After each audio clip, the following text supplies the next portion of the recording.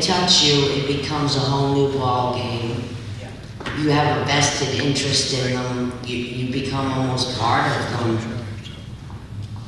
It happened to me. It happened to my sister, Cindy, and I'll never forget it. The rest of my life, I will never forget it when they touched my face and they touched my hair. And they said to us, "Oh my God, it's you, you're back." And this is when my sister Cindy and I went to visit after we had moved. It was approximately 5 years later, and we went to, 1996. I don't remember what year it was.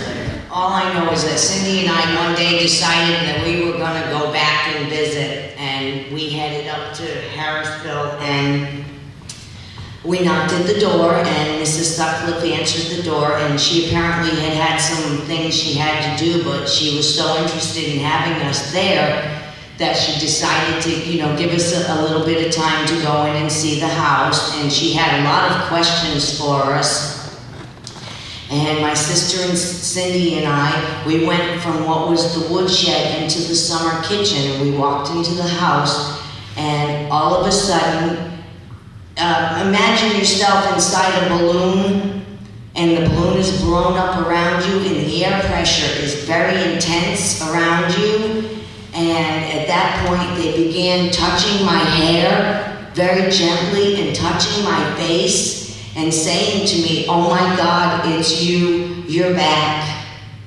And Mrs. Sutcliffe said to us, "Something is happening to you right now, isn't it?"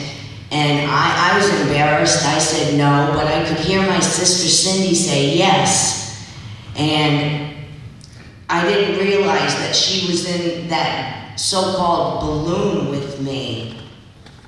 And Mrs. Sutcliffe told us at that point that she had been experiencing some paranormal activity in the house. Her husband had also been experiencing things, and friends of hers who had come to visit and stay overnight were also experiencing some things. So when this was happening to me, all I was trying to do was to figure out how I was going to explain to my sister when we left the house, being inside this bubble, this balloon with the air pressure so tight. And she gave us a tour of the house, and she asked us several questions about, an example of that was, where was your mother's bedroom? And we told her what room it was, and she said, "Okay, now that makes a lot of sense. We've had a lot of trouble with this room." And that's where the spirit had appeared to my mother and threatened my mother. But when we got out to the car, I won't say it. No, I'm not going to say it. My sister turned to me and she said, "Did you feel that fucking belly I felt?" And I said, "That's what it was. Oh my God, that's what it was." And Cindy loves that word. She uses it. You'll hear it often. Yes, if you. But we started driving down the street when we were leaving. We went down to the bridge and the river, and we visited down there for a few minutes, and we headed out. We got in the van and we started down the road, and we were talking about it. And I said to her, "Honey, inside my head I kept hearing, 'Oh my God, it's you, you're back.'" And she said, "Nancy," she said, "that is exactly what they were saying." And we got so shaken up that we pulled the van over to the side of the road and grabbed onto each other and cried. It was amazing. I'm done.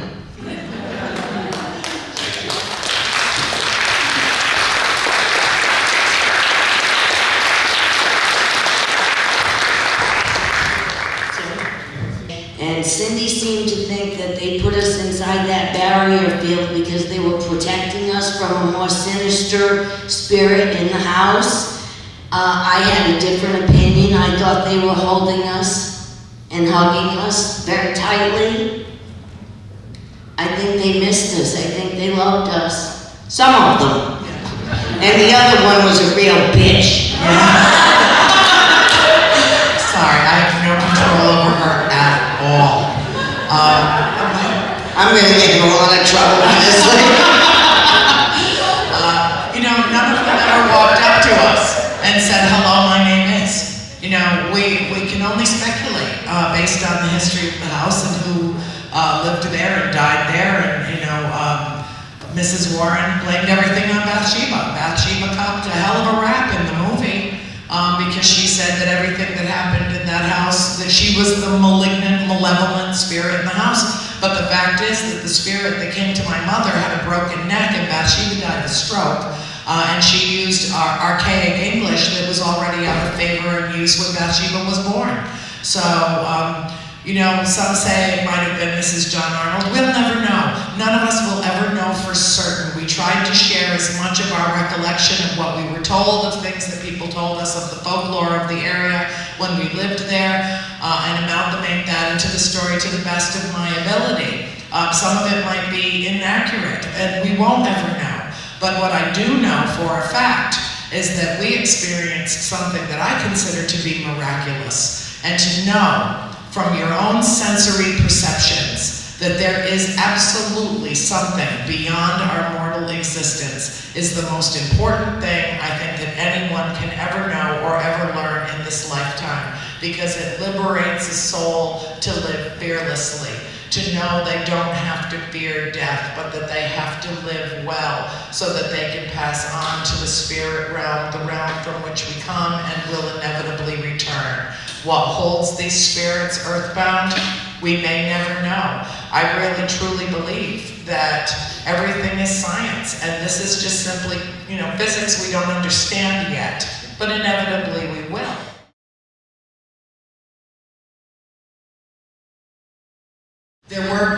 There's a line that I use repeatedly in the trilogy called, childhood trauma, the gift that keeps on giving. But I do want to make mention of that because that is a very poignant question that you asked. And it wasn't until I was writing the trilogy that I realized who was really traumatized at that house, and it was Christine. And I lived with her at the time.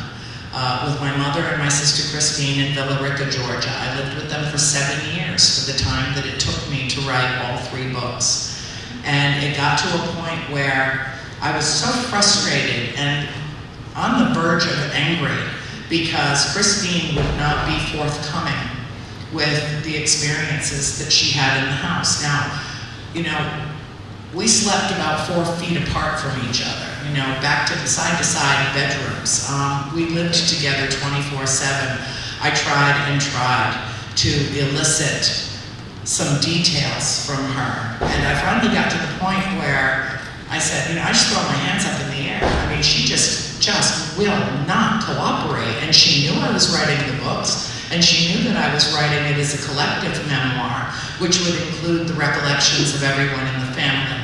And I got really frustrated one evening and called Cindy, who only lived 2 miles down the road. And I said, I give up. Other than the stories that involved Christine that happened with others in the family, so she's represented, at least in the trilogy, I give up trying to get her to tell what really happened to her in that house personally, any one-on-one in the bubble moments that she had that we weren't aware of already. And Cindy said, I'm coming right over. And she drove at light speed, apparently.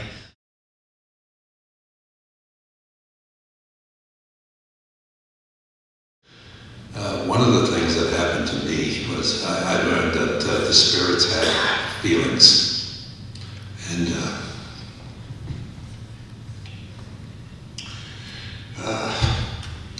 it's hard for me to tell this story, but I will tell it. This happened, about 3 years after we moved into the house. It took a long time for me to understand what the kids were going through. But this was the culmination of proving to me that it was true. I had just gotten home from a trip. There was no snow on this trip.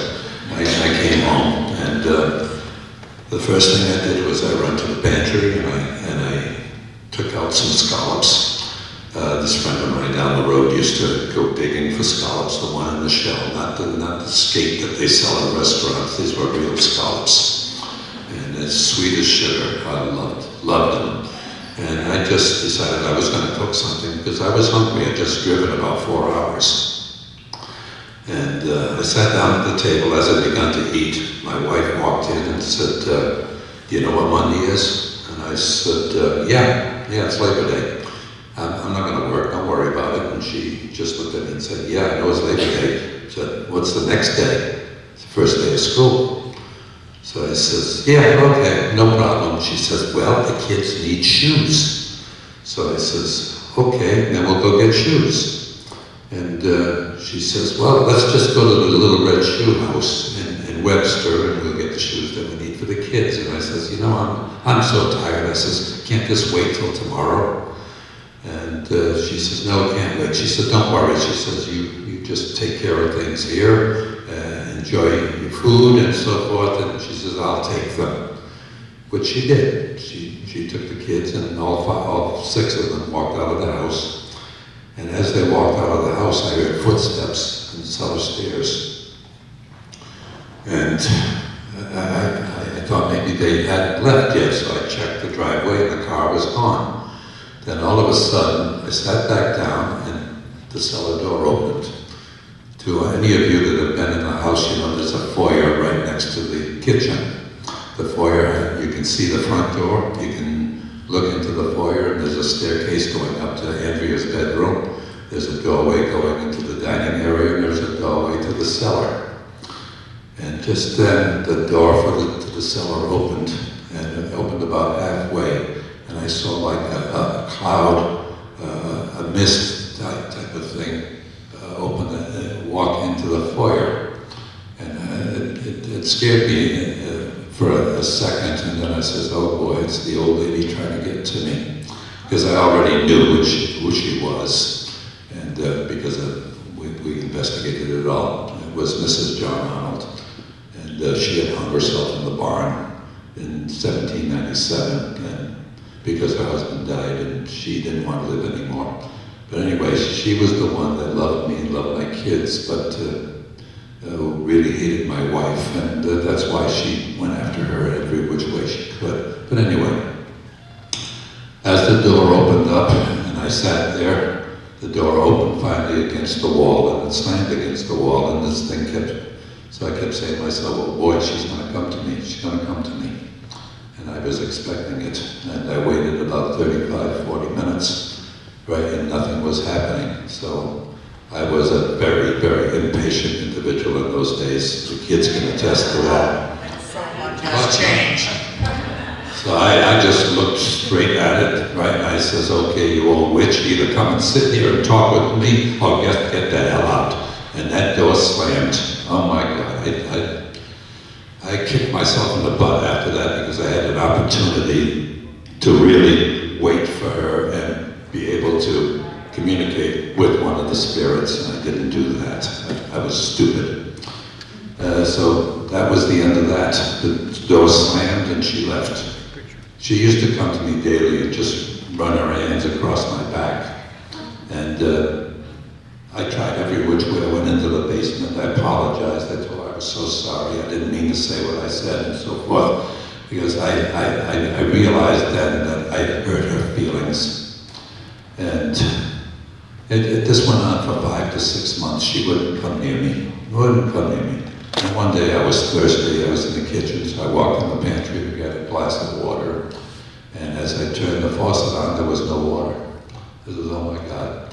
Because understand that in a whole house like that, the pump was a big wheel that and it had a belt on it that would carry the water through the pump.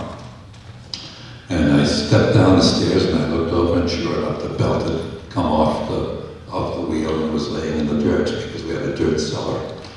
And I started to figure out that maybe she had knocked the belt off to get me down there. So I went over and I stretched the belt and put it on the wheel. And as I put it on the wheel, I felt her hand go across my back. Wow. That was incredible. And I feel it now like it was yesterday. It's been 40 years, and it still comes to me, gets to me.